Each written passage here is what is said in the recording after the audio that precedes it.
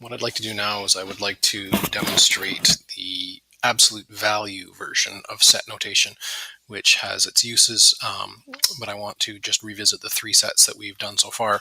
So the first set that we were familiar with was the number line notation, and I've learned how to do a straight line. I'm proud of that. So we're going to have, here's -2, here's 0, and here's 10 out here. And we want the set of numbers from -2 to 10, including the -2 and the 10 itself. So we're going to include them.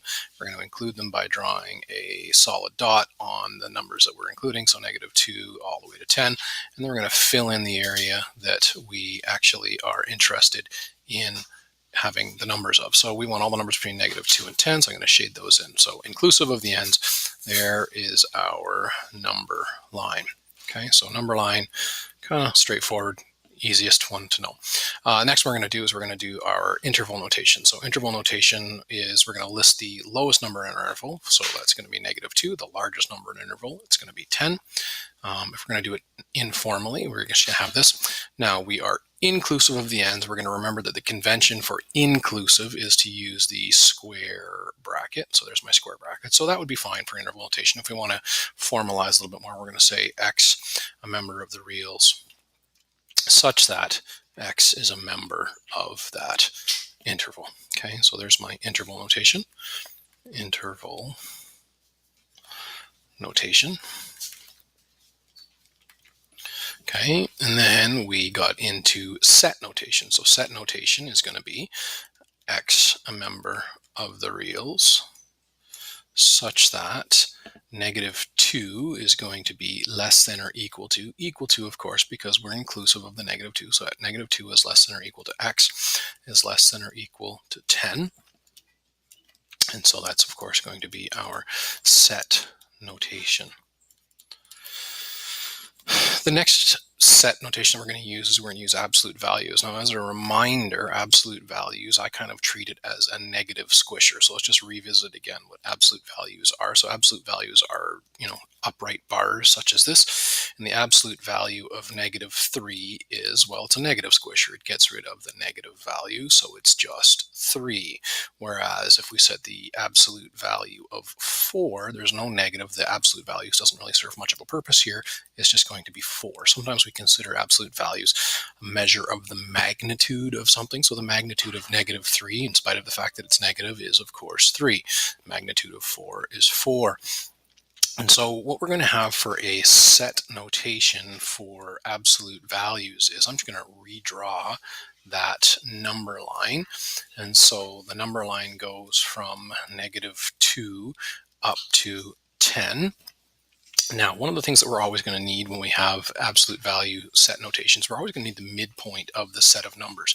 So the midpoint of -2 and 10. So -2 plus 10 is 8, divided by 2 is 4.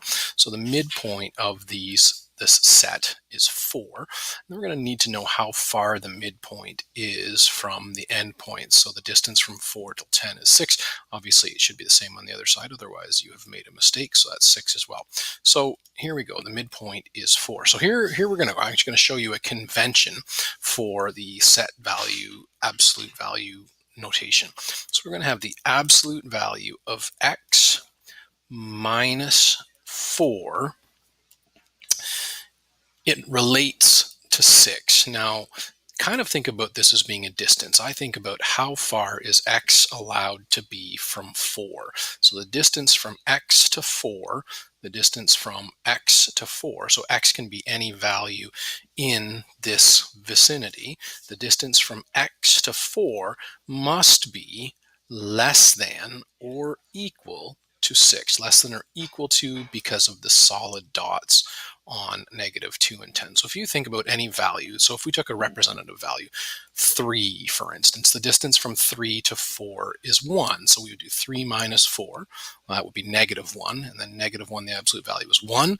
1 is, in fact, less than or equal to 6. Whereas if we took a value that was outside of our set of numbers, so imagine that we took a value over here of, say, -5, and then we evaluated this. So if we had -5 minus 4, and we evaluated that, that would be -9. But -9, the absolute value of -9 is 9. And 9 is not less than or equal to 6. So that number wouldn't fall within the absolute value set of numbers. So the general form for the absolute value notation of the set of numbers I'm going to write out here is going to be the absolute value of x minus, and it's going to be the midpoint number. And then we're going to reserve this spot here. In a second, we'll talk about that. And this is the distance between midpoint and endpoint.